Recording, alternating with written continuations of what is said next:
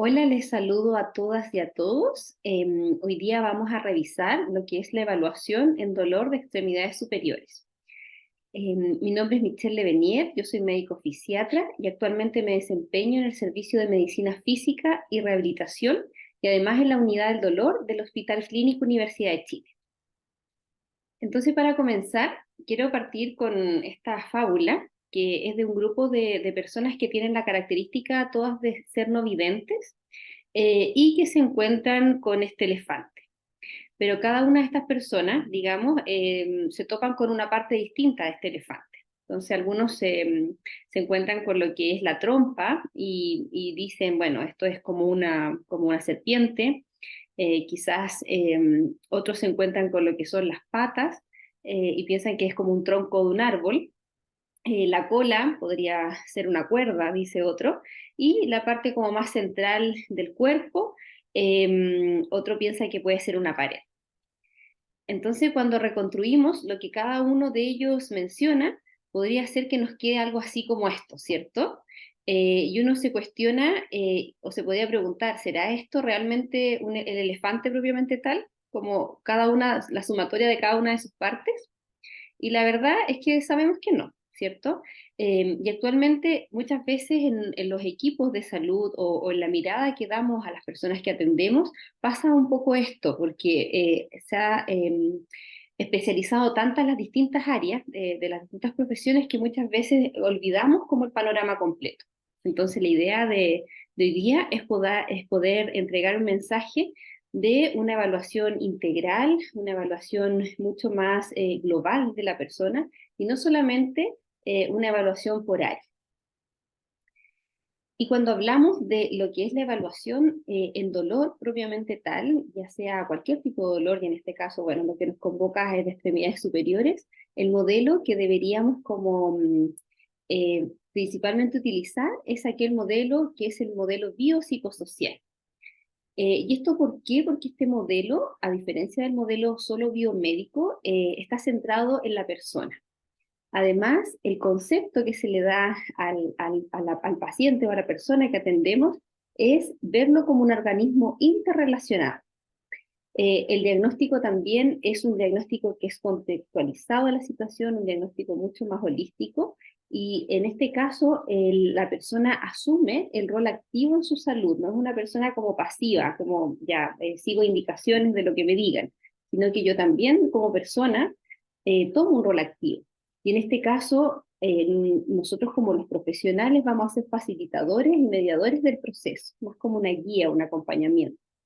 Y también se entiende que en este proceso el cambio es gradual, es contextual y no lineal. ¿Ya? Las personas no es que vayan como siempre de menos a más, sino que muchas veces fluctúan en su propia evolución. Eh, es importante destacar esto, ¿por qué? Porque no solamente atendemos lo que es lo físico, el músculo, el movimiento, la actividad física, etcétera, sino que como otros factores como los psicosociales, el estrés que pueda tener aquella persona que me consulta, las emociones, su personalidad, incluso la historia de vida, hacen que el dolor pueda cambiar. Y es por eso que vemos personas que con una misma lesión quizás bien similares de características puedan tener evoluciones bien distintas, incluso en las herramientas personales y propias que puedan tener del enfrentamiento al dolor.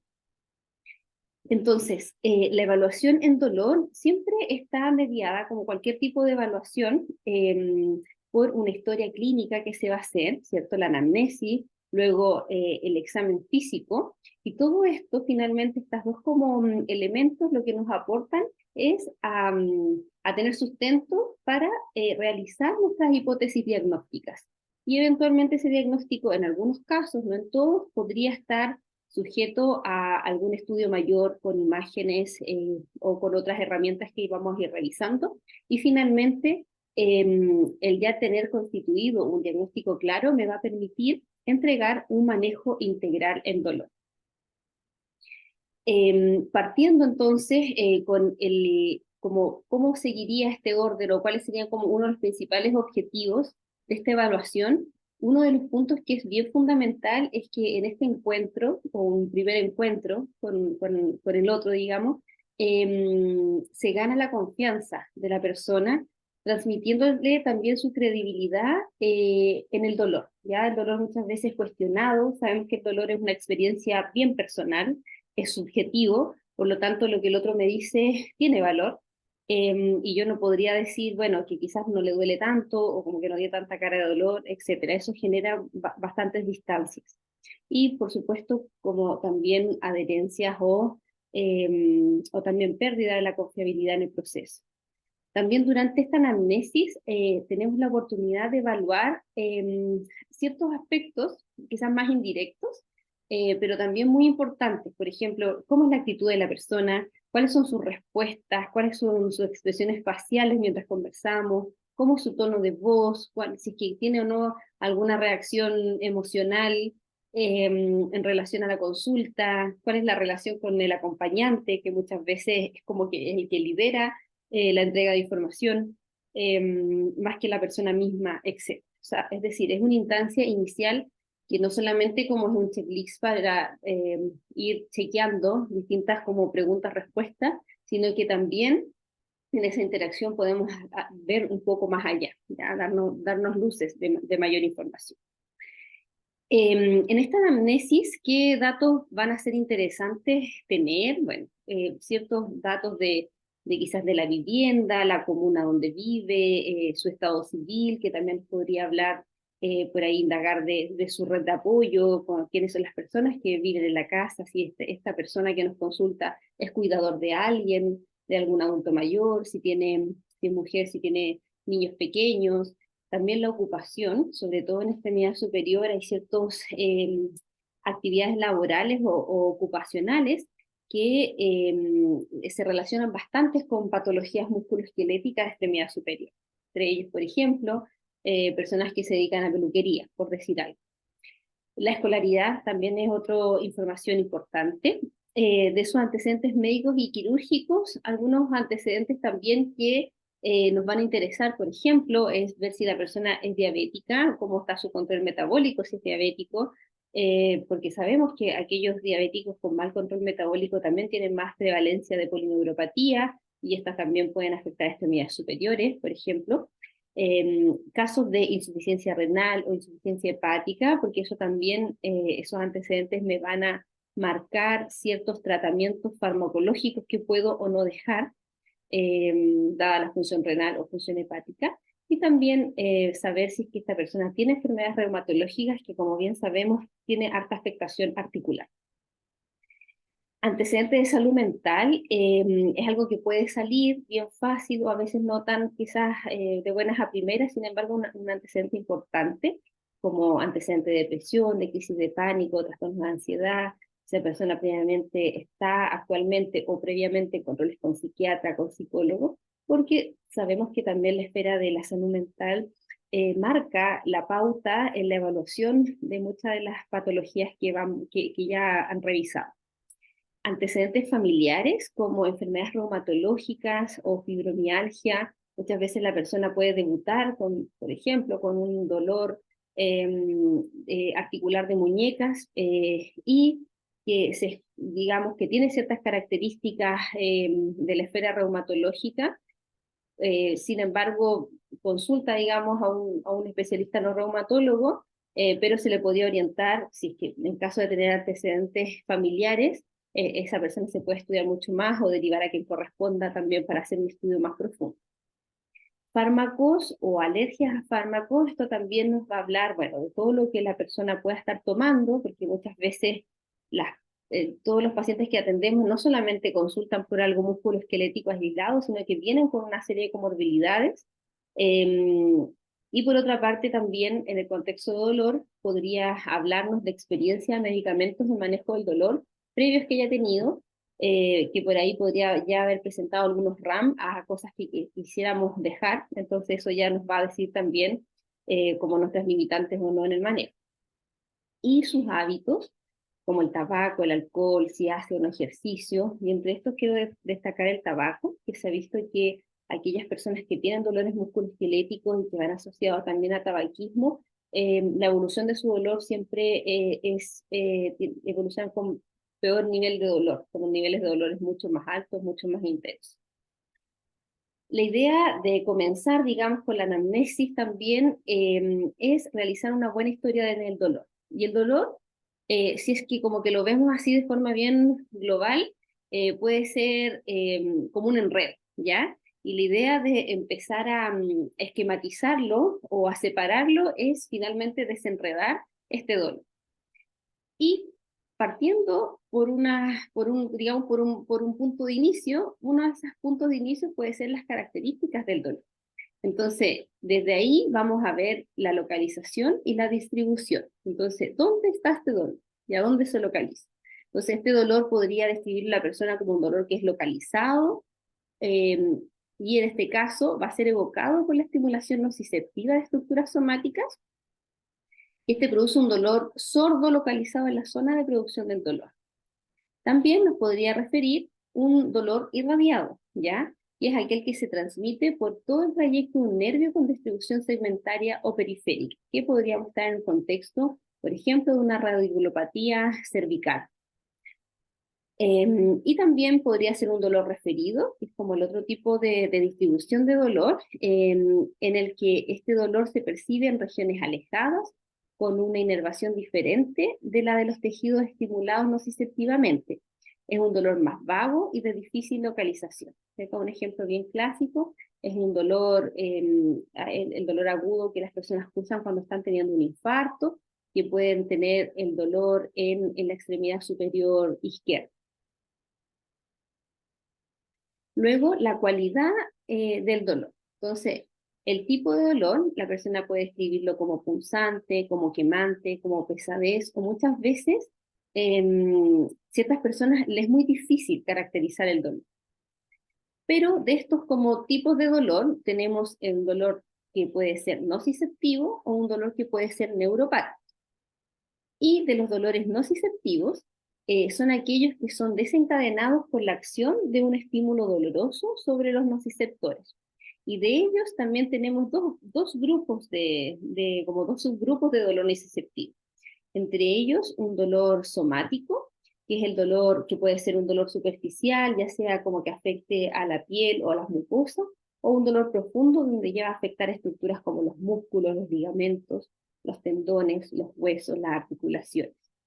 Y también tener un dolor visceral, que es aquel dolor que está en las vísceras u órganos internos, que es un dolor mucho más difícil de localizar y suele asociarse a síntomas neurovegetativos, por la participación del sistema nervioso autónomo.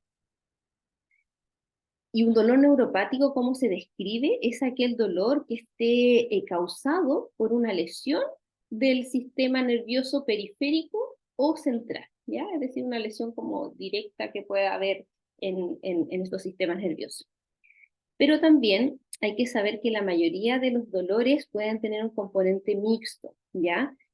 Sobre todo como en dolores mucho más crónicos. Muchas veces tienen, digamos, elementos nociceptivos y pueden tener también elementos neuropáticos, ya en cuadros mucho más crónicos. En relación a la intensidad del dolor. Entonces, esta se estima en función de lo que la persona nos dice, ¿ya? Lo que decíamos, el dolor es una experiencia personal, como experiencia propiamente tal, siempre va a ser algo subjetivo, por lo tanto la persona, lo que nos reporta es lo que tenemos que creer.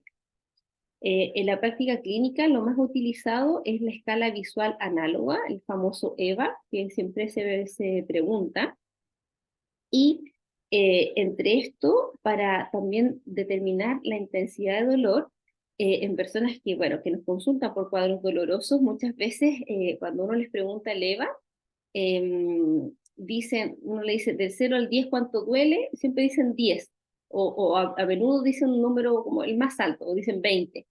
Entonces es bueno separar ahí cuál es el dolor basal y cuáles serían como los dolores en crisis. Entonces, una forma es, por ejemplo, decirles, yo entiendo, no sé, entiendo que tienes dolor, sé que hay un dolor que está más permanente y que este dolor a veces aumenta. Ese dolor que es más permanente, que sería el EVA basal, ¿en cuánto es? ¿En cuánto está?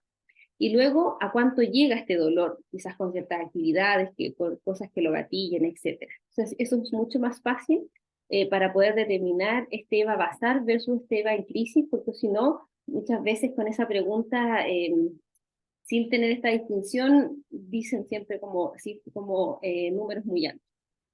Y entender que o saber más bien que dolores que en realidad esto es una escala visual, podría ser escala verbal numérica, que es cuando uno le dice del 0 al 10, o visual numérica, del 1 al 3 es un dolor que estamos dentro del nivel de intensidad leve.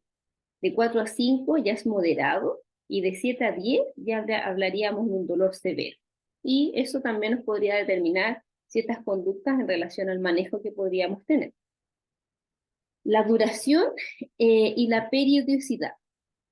Entonces, ahí se describe, es un dolor que está todo el día, permanente, día y noche, intermitente, es pulsátil, hay un aumento y disminución progresiva de intensidad en forma de onda. Puede utilizarse también estas curvas de tiempo-intensidad, que uno a veces a la persona le hace como algunos gráficos que ella vaya como anotando cómo va su dolor. Y también preguntar si este dolor se relaciona con alguna hora del día, en algún momento de la semana, o incluso como en algún periodo de la estación. Hay personas que con dolores más crónicos como que les tiende a doler mucho más en invierno. Eh, o por ejemplo en la semana hay como en algunas personas también que uno empieza a indagar más, pasa de que el domingo en la noche empiezan con el dolor y como que coincide con el inicio de la jornada laboral del lunes.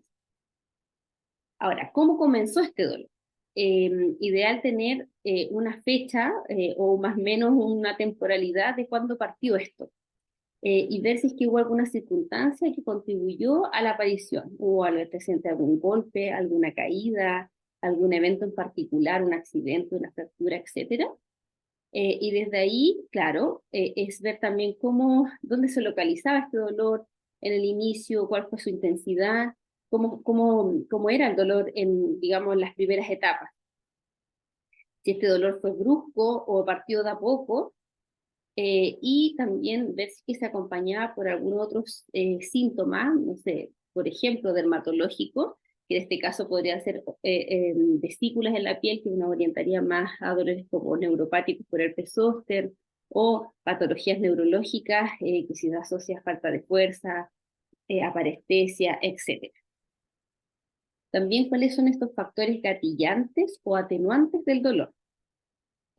Puede ser que el dolor se modifique con alguna postura, puede ser que la persona adopte una posición, no sé, por ejemplo, extremidad superior de flexión de codo, o se tome el brazo, o ya de lleno nos llega un cabestrillo, que quizás fue algo que la persona sola lo hizo sin indicación.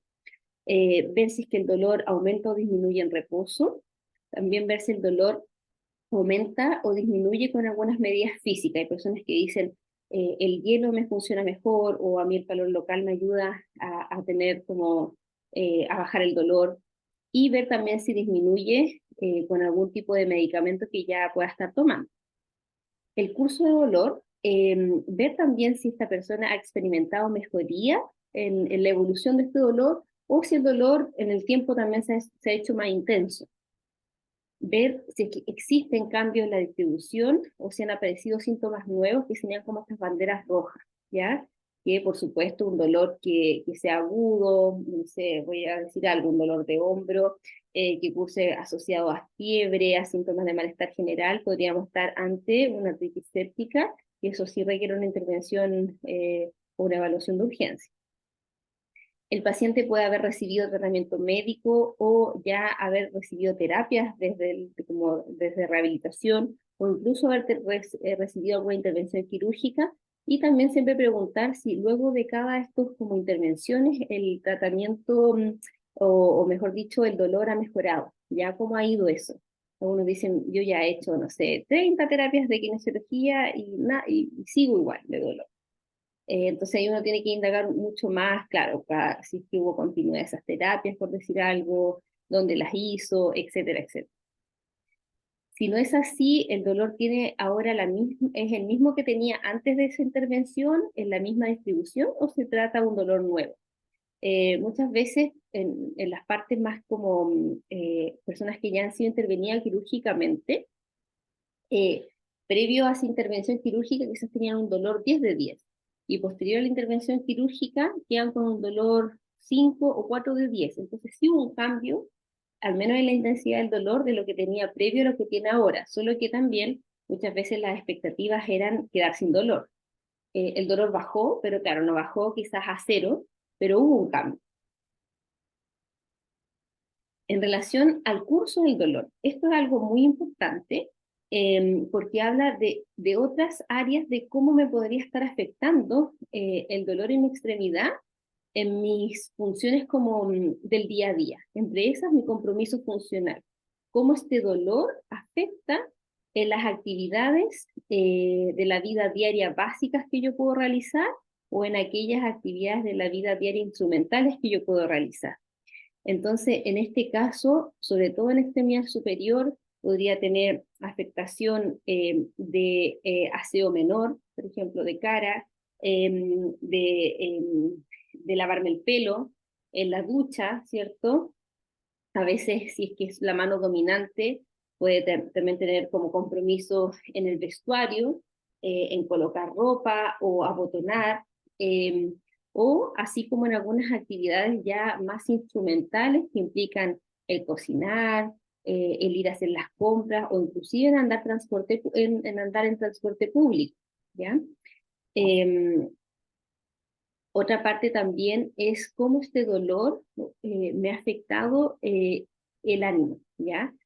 Sobre todo esto se ve en cuadros de mayor como cronicidad, en que sabemos que el dolor crónico está asociado también, hay como un efecto bidireccional en lo que es el ánimo y el sueño, que es lo que vamos a revisar.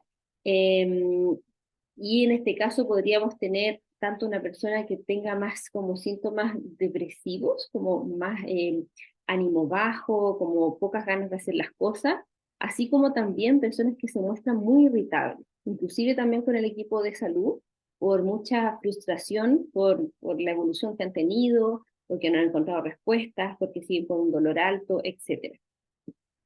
También cómo me afecta el sueño. Muchas veces son personas que los dolores, sobre todo también que ya tienen más cronicidad, pueden tener ya sea un sueño no reparador, es decir, duermen pero es como que no descansaran, o tener como esto de que el dolor mismo interrumpe el sueño, o trastornos como de conciliar el sueño, tienen como insomnio.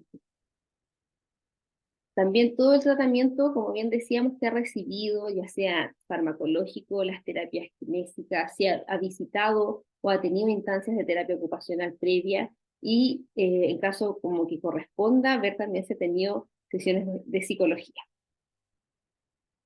Entonces, esto a modo como de resumen, todas las cosas que deberíamos evaluar en la anamnesis en relación al dolor. Algo que también puede ayudar bastante cuando hablamos de dolor es que la persona pueda registrar como un horario o estos cuadernos de notas de dolor, ya que la persona dice, hoy día desperté sin dolor, pero luego cociné y me dio mucho dolor, luego, no sé, estuve bien en la tarde porque descansé, luego como que, entonces identificar quizás actividades que estén relacionadas con el incremento del dolor o también ciertas situaciones, ya personas que uno tiene en control más de forma permanente, sale bastante frecuente el hecho de que ya dolores más crónicos y que puedan tener cierta estabilidad en periodos de más estrés o de más, quizás alguna sobrecarga emocional fuerte, este dolor pueda incrementar y las personas después les es más fácil reconocerlo, pero en un comienzo no es tan fácil como ese reconocimiento. Entonces, a veces hacer este ejercicio puede ayudarles también a darse cuenta de cuáles cosas son las que gatillan o no el dolor. Bueno, y en el examen físico, ¿qué es lo que nos vamos a enfocar? Acá esto habla más bien de la globalidad, porque sé que después van a revisar, digamos, por algunas patologías propiamente tal, ciertas como estructuras más específicas del examen físico, por lo tanto esto es más bien en la globalidad. siempre en un examen físico engloba distintas como aspectos a evaluar, y una de ellas es de la persona desde que nosotros la llamamos y ingresa a consultarnos. Entonces ya el ver cómo llega a la consulta, cómo ingresa caminando, ver cómo viene con su extremidad, muchas veces podría venir con un rastrillo, podría venir con la mano tomada, etcétera. Y aquí evaluamos también ya más específicamente distintas otras áreas, entre esas la postura de la persona, ver si tiene buena postura, mala postura, el trofismo muscular que pueda tener, y ahí específicamente fijarse en como la simetría, ¿cierto? Y ver si es que hay algún grupo muscular que tenga atrofia o no, porque eso nos podría hablar de alguna lesión también, eh, podría ser de nervio periférico, por ejemplo. ¿Ya? Ciertos desniveles, asimetrías que se pueden observar.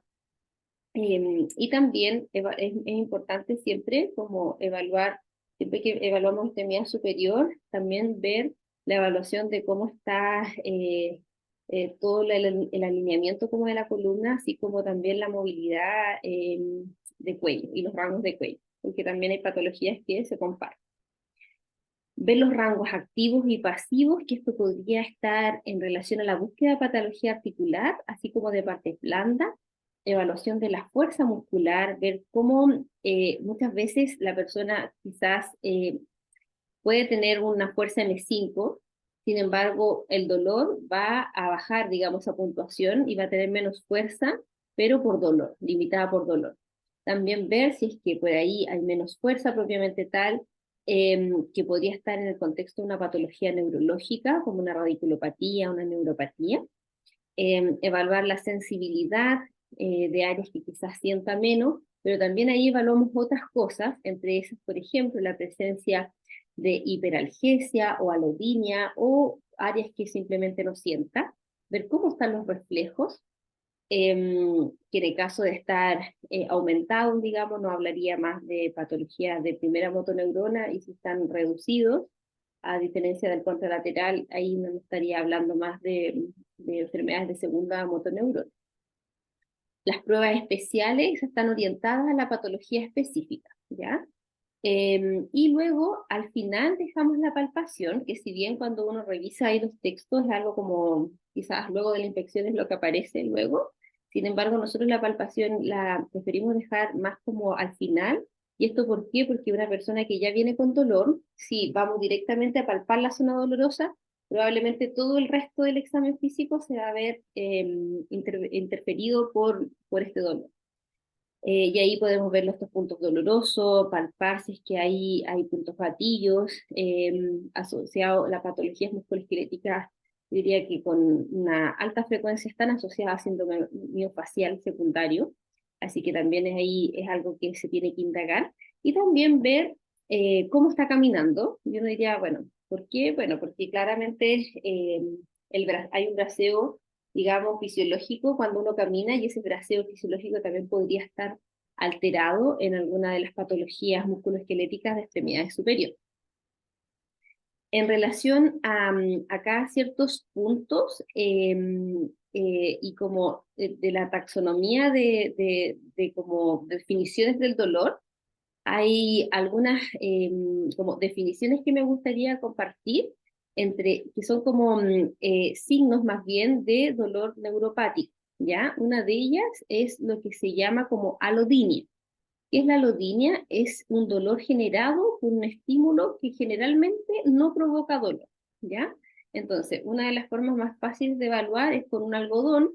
Entonces, en el área que yo estoy evaluando, paso, por ejemplo, acá en el dorso de mi mano el algodón, y la persona ese estímulo, que puede ser también a la palpación o al algodón, lo puede sentir como doloroso, ¿ya? Que un estímulo que no debería doler, duele. Eso se define como alodín. Y habitualmente las personas también lo refieren como una sensación quemante, muchas veces retiran la mano al dolor o una palpación muy mínima, o incluso al vestirse o al desvestirse, ya la ropa, eso les quema, le arde.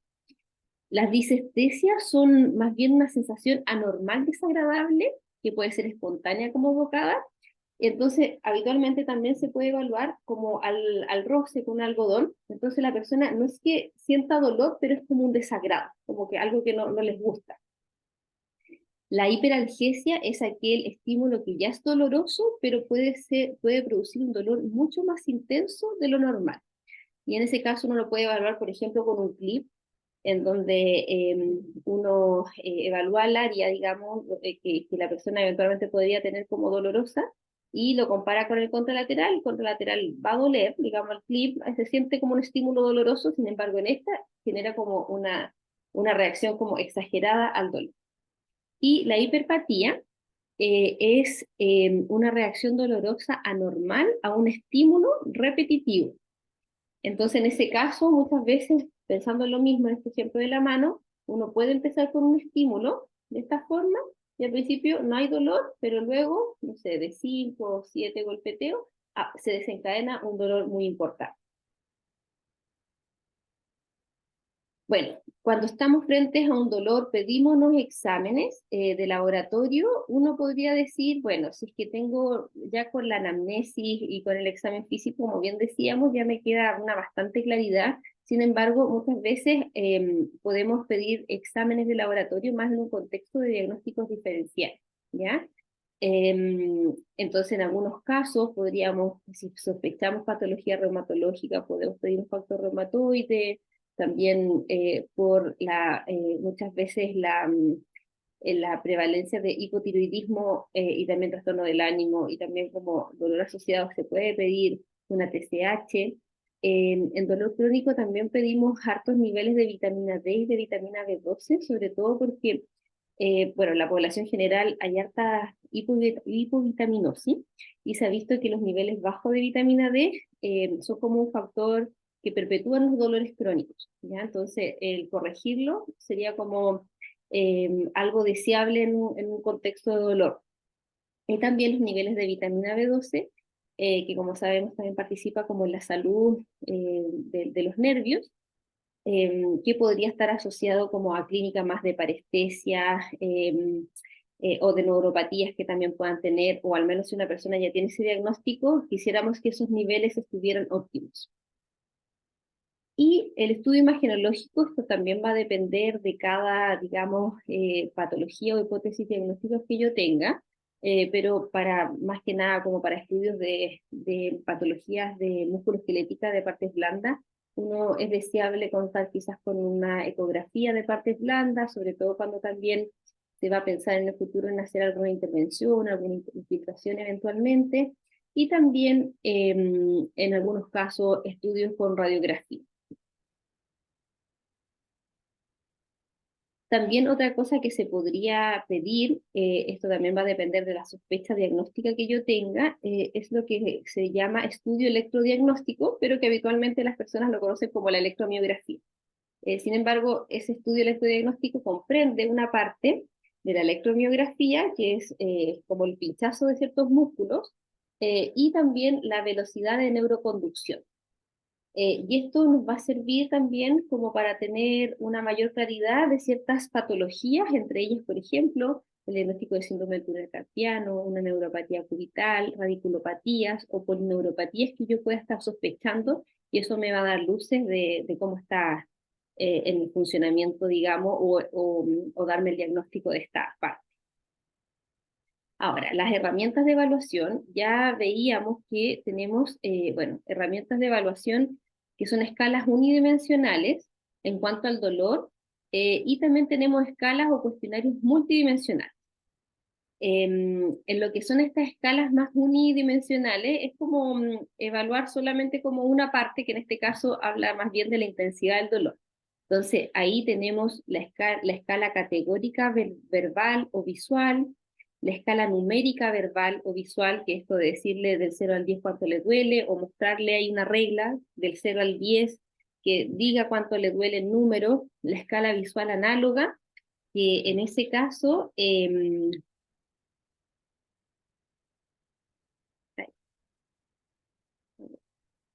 pasó aquí? Voy a volver a compartir.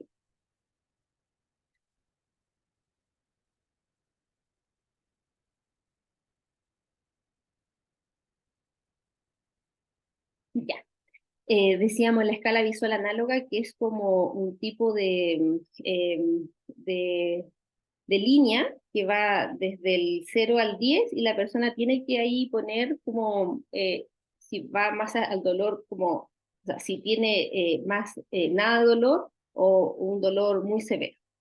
Y la escala de expresión facial, que habitualmente son escalas de carita. Entonces, bueno, acá mucho más fácil tenemos la escala visual numérica, la escala visual categórica y la escala visual análoga, que va desde ausencia de dolor a máximo dolor imaginable. Y luego tenemos también esta escala de caritas, que muchas veces también hay caritas de colores, que son mucho más deseable utilizarlo en población de niños o en adultos mayores, porque simplifica, es más, digamos, más significativo, mucho más factible poder como tener un entendimiento desde esa forma que por estos números. Bueno, cuestionarios que serían como escalas más bien multidimensionales, esas podrían ser escalas como de funcionalidad, por ejemplo, y para extremidades superiores hay múltiples. Sin embargo, en esta oportunidad no quise agregarlas porque podría ser que también en las otras clases hablen más específicamente de eso. Lo que sí quise traerles lo que son las escalas de evaluación para dolor neuropático, porque muchas veces es importante determinar si es que la persona tiene o no dolor neuropático asociado, porque eso también me determina como mi esquema de tratamiento, sobre todo farmacológico, a seguir. Entonces acá tenemos una de ellas que es el DN4, que es como bien ampliamente conocida, la otra es la escala de Lance y la otra es que es el Pain Detect. De estas, decirles que el cuestionario, el DN4, bueno, es bien fácil de realizar. La persona, hay preguntas que tiene que responder, digamos, son solamente preguntas y otra parte incluye examinar a la persona. Entonces, en este caso, son 10 preguntas en total y el punto de corte son 4. Entonces, es decir, si tiene 4 o más, ya estaríamos hablando de una alta probabilidad de dolor neuropático. Y ahí se les pregunta si el dolor tiene alguna característica como quemazón, sensación de frío doloroso, descarga eléctrica, y ahí la persona va respondiendo sí o no. Y luego es ver si en la zona donde le duele hay alguno de estos síntomas como hormigueo, pinchazo, entumecimiento, escozor y lo mismo. Se marca sí o no. Y en la exploración de la persona, la pregunta que sigue es, ¿se evidencia en la exploración alguno de estos signos en la zona como adolorida? Es ver si tiene hipoestesia al tacto o hipoestesia al pinchazo. Y la última es ver si este dolor provoca o se intensifica al roce. Bueno, cuando hablamos de una reducción significativa del dolor, cuando vemos que nuestro tratamiento integral con nuestras herramientas farmacológicas y no farmacológicas va por buen camino, en general se habla de una reducción significativa del dolor cuando este dolor baja al menos un 30%. De eso ya decimos, al menos hubo una baja significativa. Ahora, por otra parte, todo dolor agudo se puede transformar en un dolor crónico, ¿ya? Por supuesto que un dolor agudo manejarlo precozmente previene el desarrollo de un dolor crónico. Entonces, esa es la importancia también de manejar, ojalá, los dolores bien a tiempo para evitar cronicidad, porque cuando ya estamos en la cronicidad, el escenario nos cambia un poquito. Sin embargo, también sabemos que existen factores de riesgo para desarrollar dolor crónico. ¿Y cuáles son estos? La edad de las personas, el género, bueno, se asocia mucho más a mujeres, a nivel socioeconómico, a menor nivel socioeconómico también hay mayor prevalencia de dolor crónico, también como a ciertos factores ocupacionales, hay ciertas quizás como asociado también como al estrés y la carga del trabajo, puede tener también más desarrollo de dolor crónico. El ser fumador activo, un alcoholismo ya quizás que escape como de lo habitual, tener una baja actividad física, algunos factores nutricionales, baja exposición al sol y bajos niveles de vitamina D, también se asocian al desarrollo de dolor crónico. Por otra parte, también el tener otras como comorbilidades asociadas, también se ha visto que tienen como mayor prevalencia de dolor crónico, patologías de salud mental, aquellas como intervenciones quirúrgicas también, como por ejemplo personas que han tenido grandes accidentes como politraumatismo, eso también se asocia a mayor dolor crónico, el aumento de peso u obesidad, los trastornos del sueño, así como también se han identificado algunos factores genéticos. Bueno, que esto más bien ha estado estudiado, por ejemplo, en la fibromialgia, donde se ha visto que hay ciertos genes que también participan en mayor como prevalencia de dolor. Y algunos otros, que son otros, pero no menos importantes, que son todo lo que son las actitudes y las creencias en relación al dolor. Por eso es muy importante la educación de las personas en relación a su dolor. Y por ahí también hay todo como una línea de educación en las neurociencias del dolor. ¿Por qué? Porque se ha visto que el entendimiento también disminuye los niveles de ansiedad o de creencias maladaptativas asociadas al dolor. Bueno, y todo lo que es también antecedentes como de vidas más difíciles asociadas a violencia, abuso, etcétera, eso también puede contribuir a ser factor de dolores crónicos. Ahora, hay que entender también que todo esto es una compleja interacción.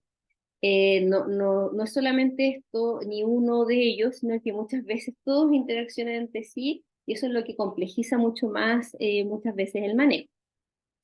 Bueno, la idea entonces de ya terminando esta parte es que ojalá como que en esta evaluación podamos dar esta mirada mucho más global, integral. Cada persona del equipo aporta su pieza en este rompecabezas y esa es la importancia de trabajar en un equipo como interdisciplinario, idealmente, sobre todo en pacientes con patologías musculoesqueléticas que de seguro van a cursar con dolor, para así también construir el panorama completo, que sería como este elefante propiamente tal y no como la suma de sus partes. Muchas gracias.